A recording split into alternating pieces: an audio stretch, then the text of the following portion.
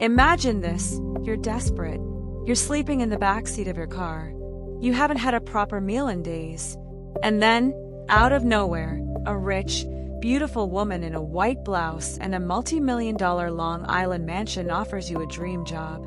A live-in housekeeper position. Your own room. Your own bathroom. A real bed. You take it. Obviously, you take it. But on your very first day, you notice something strange about the room they've given you. The lock, it's on the outside of the door. The single window, painted shut. And on the wood of the door, deep, long scratch marks, like someone was trying to claw their way out. Welcome to the Winchester house. And welcome to one of the most diabolically twisted psychological thrillers of the decade. Today we're breaking down The Housemaid by Freida McFadden, a book with a jaw-dropping twist that will make you question everything you thought you knew. We're covering every major reveal, every chapter, and every gasp-worthy moment. Stay with me, because nothing in this story is what it seems. Our story begins with Millie Calloway, a young woman who has hit absolute rock bottom. She's been living in her car for a month. She's been rejected from every job she applied for, including a fast food restaurant. The reason? Millie has a criminal record. 10 years in prison. We don't know for what yet. That mystery hangs over the entire first half of the book. Millie interviews for a housekeeper position at the home of Nina and Andrew Winchester, a wealthy couple on Long Island. Nina is polished, obsessively put together in all white, and immediately makes Millie feel like she's never quite measuring up. Andrew is movie star handsome, kind, charming, and seemingly the perfect counterpart to his difficult wife. Their daughter, Cecilia, is 9 years old, eerily pale-eyed, and unsettling in the way only fictional children can be. Against all odds, and apparently without a proper background check, Nina hires Millie. And Millie moves into that tiny attic room. The one with the lock on the outside and the window that won't open. Right from day one, red flags pile up fast. The landscaper, Enzo, a big, tattooed Italian man who barely speaks English, tries to warn her with a single whispered word before Nina interrupts. Pericolo. Millie later looks it up on her phone. It means danger. The house itself is strangely filthy for a woman who seems so obsessed with appearances. Nina leaves the kitchen in absolute chaos. Broken dishes, spilled milk, towels on the floor. Millie spends her entire first week cleaning up messes that Nina either denies causing or blames on her. Notes for a PTA meeting. Nina claims Millie threw them away.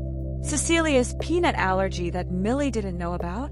Somehow that's Millie's fault too. The problem is, Andrew later quietly tells Millie that Cecilia doesn't actually have a peanut allergy. Nina lied. The emotional gaslighting starts almost immediately.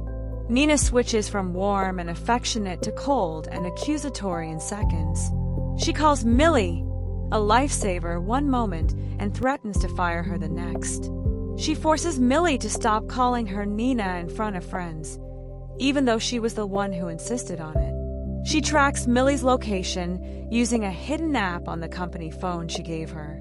Millie does her best to keep her head down, but the house gets under her skin. And so does Andrew Winchester. Andrew is everything Nina isn't. He's warm without being showy. He helps clean up after Nina's tantrums. He teaches Millie the exact ritual for making Cecilia's dinosaur-shaped chicken nuggets. He invites her to watch Family Feud in the living room at 1 a.m.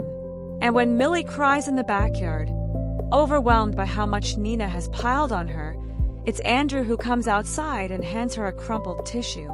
The tension between them is electric. But Millie keeps her walls up. She knows what's at stake. Meanwhile, through gossip and overheard conversations, more of Nina's backstory comes out. PTA mothers whisper that Nina is literally nuts.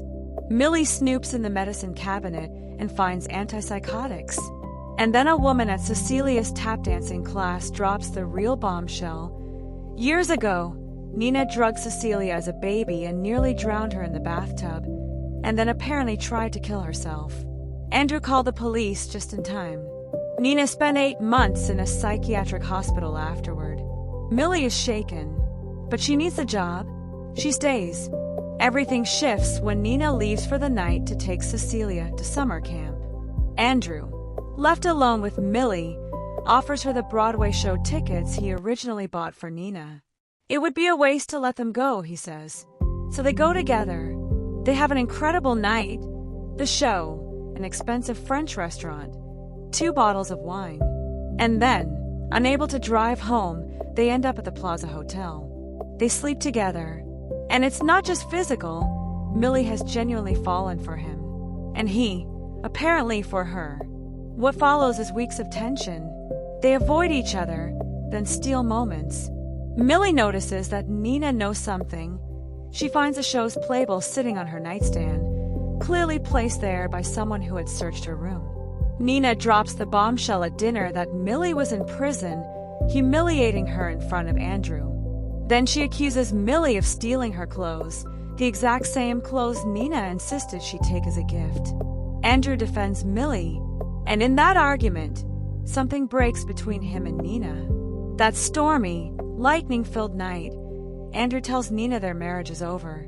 He asks her to leave, and Nina, carrying her bags through the garage, soaked in heartbreak, leans in close to Millie's ear and hisses, "I will never forget this." With Nina gone, Millie and Andrew fall into an easy, hopeful closeness. He tells her she can stay as long as she wants.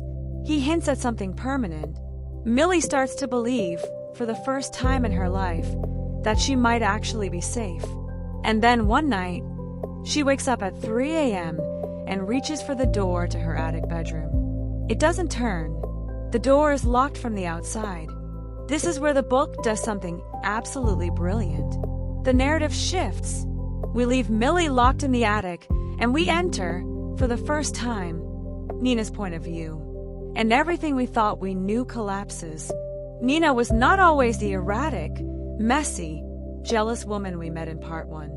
She was a single mother, a PhD student turned receptionist, working 2 jobs and raising baby Cecilia alone. She was struggling, smart and strong. And then Andrew Winchester walked into her life. He was perfect. He was kind. He ate hot dogs with her on brownstone steps. He remembered her daughter's name. He seemed genuinely good. She married him, and approximately 3 months into their marriage, Andrew showed her what he truly was. He lured Nina up to that attic room, the same room Millie now occupies, under the pretense of finding some more papers. And then he left her there, locked in, for 2 days, without food, with only 3 tiny bottles of water. His reason? Her roots were showing. She had missed a hair appointment. To be let out of the room, Andrew demanded she pull out, by the root, 100 strands of her own hair and slide them in an envelope under the door. And when one strand didn't have a follicle attached, he rejected it. He made her start over.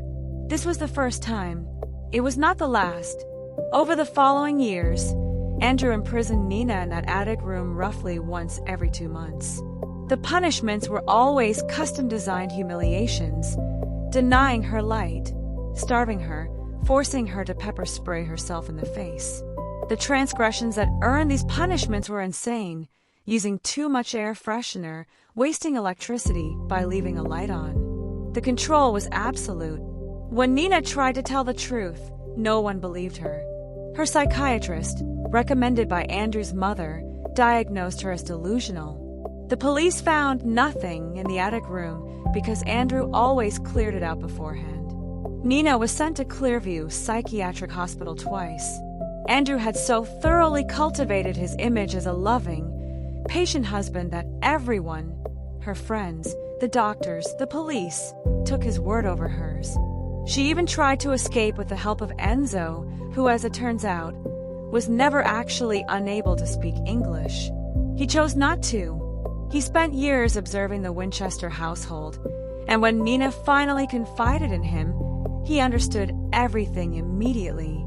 His sister Antonia had been killed by an abusive husband back in Sicily. He wasn't going to let the same thing happen to Nina. But when their escape plan was discovered, Andrew found her fake passport and new identity, Nina came up with one final, desperate plan. She would hire a replacement. Nina hired Millie deliberately. She hunted for someone beautiful, young, desperate, and, crucially, with a criminal record, so she'd be too afraid to fight back. The private investigator Enzo recommended told her everything about Millie's past, the prison sentence, the job she was fired from, the month in her car. The perfect candidate, but there was one more piece of information. The reason Millie actually went to prison. At 16 years old, Millie was at a boarding school for troubled teens when she heard her best friend screaming behind a locked door. A 200-pound football player was assaulting her. Millie grabbed a paperweight and beat him to death. She later pleaded guilty to manslaughter, but the photographs of what she'd done showed something that could not be called an accident. Millie had a capacity for violence when she was pushed, when the people she cared about were in danger. So Nina didn't just want a maid. She didn't even just want a replacement wife. She wanted someone Andrew would eventually lock in that attic, someone who would fight back. She left Millie the key to the attic door. She left a bottle of pepper spray hidden in the bucket in the closet. She set the stage. She manipulated both of them. And then she walked out. She fully expected that Millie, once Andrew turned on her, would do what Nina herself could never bring herself to do. Kill him. Back in the attic, Millie pieces it together. She finds the pepper spray. She uses it. When Andrew enters the room to release her after she suffered through his first punishment, keeping 3 heavy textbooks balanced on her abdomen for 3 hours, she sprays him directly in the face. She locks him in. She takes his phone, which contains a hidden camera app he used to spy on her. And then, with cold efficiency, Millie becomes the jailer. She makes Andrew endure every humiliation he put her through. She forces him to keep the books balanced in increasingly painful positions. She denies him water. She tells him he must pull out his own teeth with pliers if he wants to be released. She watches him break, not over hours, but over days. 6 days after Millie locks Andrew in that room, Nina returns to the house, called back by Enzo, who has been watching the house and knows something has gone terribly wrong. When Nina unlocks the attic door, she finds Andrew dead on the floor, dehydrated, several teeth pulled from his own mouth. Nina makes an instant decision. She sends Millie away. She calls the police herself. She tells them she was home all week and gave Millie the time off. She claims Andrew must have been accidentally locked in while she was elsewhere in the house.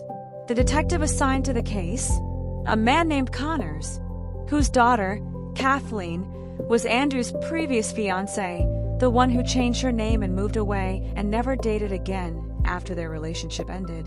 Connors had always suspected what Andrew did to her. He'd been quietly investigating for a year. Andrew's death is ruled an accident. Millie is never questioned as a suspect. And Nina, who may have spent years being called crazy, walks free.